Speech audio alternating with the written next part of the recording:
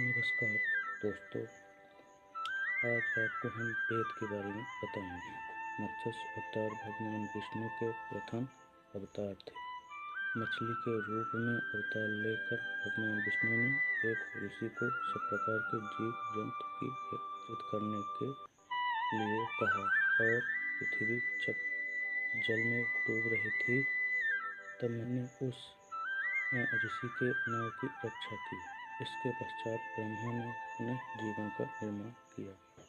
एक दूसरी मान्यता के अनुसार एक राक्षस ने वेदों को चुराकर सागर की अथाह गहराई में छुपा दिया। तब भगवान विष्णु ने मत्स्य स्वरूप धारण करके वेदों को प्राप्त किया और उन्हें स्थापित किया।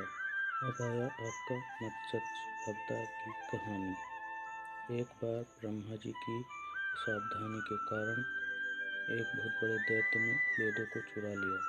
उस दैत्य का नाम था हयग्रीव। वेदों को चुरा लिए जाने के कारण ज्ञान लुप्त हो गया।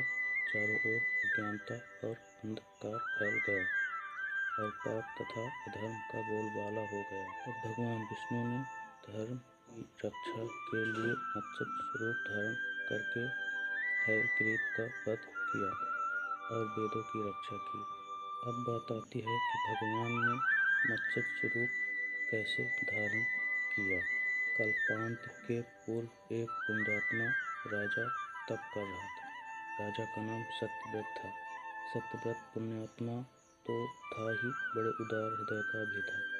रात का समय था, सूर्योदय। सत्यव्रत कृतमाला नदी में स्नान कर रहा था। उसने स्नान करने के पश्चात जब एक छोटी मछली जब तर्पण के लिए अंजलि में जल लिया तो अंजलि में जल के साथ एक छोटी मछली भी आ गई।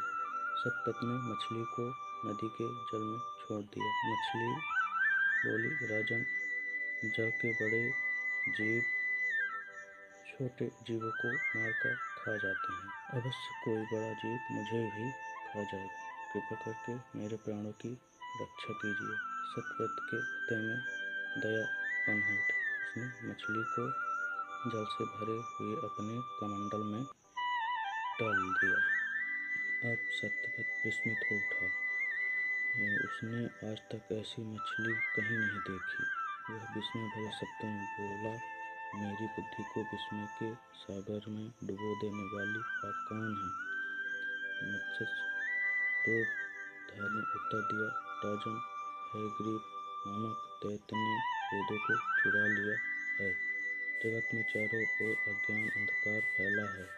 मैंने हयग्रीव को मारने के लिए मत्स्य रूप धारण किया है। आज से 7वें दिन पृथ्वी प्रलय चक्र में डूब जाएगी। समुद्र उमड़ उठेगा, भयानक वृष्टि होगी, सारी पृथ्वी पानी में डूब जाएगी। जल के अतिरिक्त कहीं कोई दृष्टिगोचर नहीं होगा।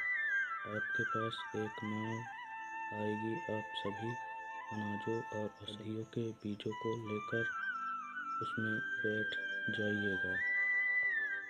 मैं उसी समय आपको पुनः दिखाई दूंगा और आपको आत्म तत्व का ज्ञान प्रदान करूंगा। सत्यव्रत उसी दिन से हरि का स्मरण करते हुए प्रलय की प्रतीक्षा करने लगे। 7वें दिन प्रलय का दृश्य उपस्थित हो उठा। समुद्र भी उमड़कर अपने सीमाओं से बाहर बहने लगा। भयानक वृष्टि होने लगी। थोड़ी देर में सारी पृथ्वी जलमग्न हो गई। उसी समय एक नाव दिखाई पड़ी। सत्यव्रत सप्तऋषियों के साथ उस नाव पर बैठ गए। उन्होंने संपूर्ण अनाज और औषधियों को बीजों को भी भर लिए। प्रलय के सागर में तैरने लगे। प्रलय के उस सागर में नाव के अलावा कुछ नहीं दिखाई दे रहा था। सहसा मत्स्य रूपी भगवान प्रलय के सागर में दिखाई पड़े। सत्यव्रत और सप्त ऋषिगण मत्स्य रूपी भगवान की प्रार्थना करने लगे। भगवान से आत्मज्ञान पाकर सत्यव्रत का जीवन धन्य हो उठा। वे जीते जी जीवन मुक्त हो गया। प्रलय का प्रकोप शांत होने पर मत्स्य स्वरूपी भगवान ने हयग्रीव को मारकर उससे वेद छीन लिया। भगवान ने ब्रह्मा जी को वेद पुनः दे दिए। इस प्रकार भगवान ने मत्स्य स्वरूप धारण करके वेदों का उद्धार किया, साथ ही संसार के प्राणियों का भी अमित कल्याण